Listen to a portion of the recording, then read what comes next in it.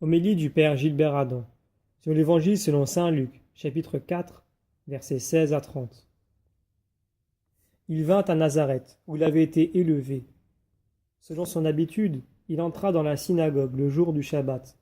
Il se leva pour faire la lecture. On lui remit le livre du prophète Isaïe. Il ouvrit le livre et trouva le passage où il est écrit « L'Esprit du Seigneur est sur moi, parce que le Seigneur m'a consacré par l'onction. Il m'a envoyé porter la bonne nouvelle aux pauvres, annoncer aux captifs leur libération et aux aveugles qui retrouveront la vue, remettre en liberté les opprimés, annoncer une année favorable accordée par le Seigneur. » La parole de Jésus est une parole de grâce. En lui, la grâce et la bienveillance de Dieu se sont rendues visibles avec puissance. Dieu, qui avait promis de sauver l'homme parce qu'il l'aime, l'a sauvé en vivant dans la chair humaine. Il ne lui a pas suffi de donner son salut, il s'est donné lui-même comme sauveur. Nous voulons contempler le Sauveur, avoir le cœur occupé à regarder Jésus. Alors sa lumière rend notre visage plus lumineux comme celui de Marie, sa mère. Mais les habitants de son village se ferment sur ce qu'ils connaissent de lui. Le message de Jésus n'est pas selon la compréhension des habitants de Nazareth. C'est le fils de Joseph, disent-ils. Ils veulent se saisir de lui pour que Jésus accomplisse leur volonté.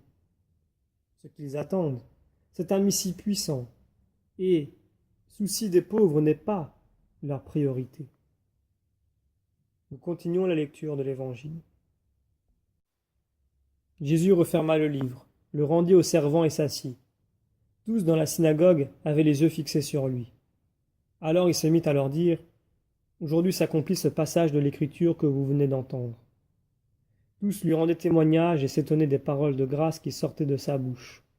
Il se disait « N'est-ce pas là le fils de Joseph ?»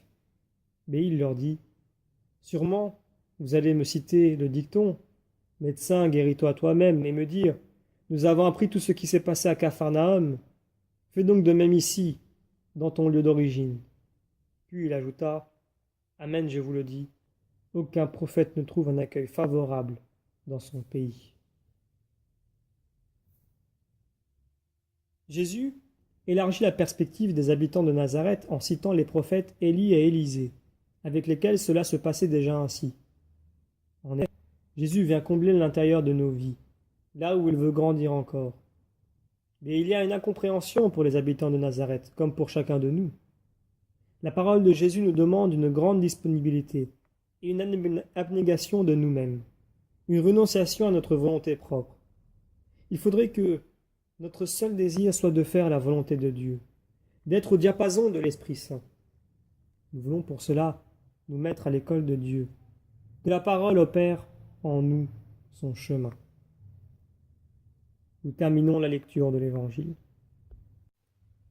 En vérité, je vous le dis, au temps du prophète Élie, lorsque pendant 3 ans et demi le ciel retint la pluie, et qu'une grande famine se produisit sur toute la terre, il y avait beaucoup de veuves en Israël. Pourtant, Élie ne fut envoyé vers aucune d'entre elles, mais bien dans la ville de Sarepta, au pays de Sidon, chez une veuve étrangère. Au temps du prophète Élisée, il y avait beaucoup de lépreux en Israël, et aucun d'eux n'a été purifié, mais bien Naaman, le Syrien.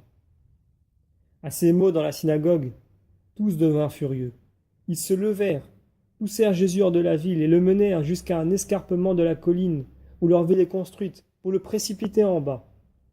Mais lui, passant au milieu d'eux, allait son chemin. C'est seulement si Jésus trouve la foi qu'il peut apporter le salut à Nazareth aussi. Jésus était rempli d'Esprit Saint, mais les siens sont remplis de colère. Celle-ci les empêche d'accepter le cadeau qu'il veut leur offrir. La dureté de cœur causée par une prétention religieuse est cruelle. Cependant, Jésus, passant au milieu d'eux, allait son chemin. Il ne reste pas la proie de la méchanceté des hommes. Piégé par le Satan dans le désert, il ne restera pas dans son chemin de mort. L'Esprit Saint fait l'œuvre de Dieu en nous, comme il a éclairé le chemin de Marie. C'est un présage de la résurrection. Demandons la grâce d'être avec Jésus sous la mouvance de l'Esprit Saint pour accomplir la volonté de Dieu.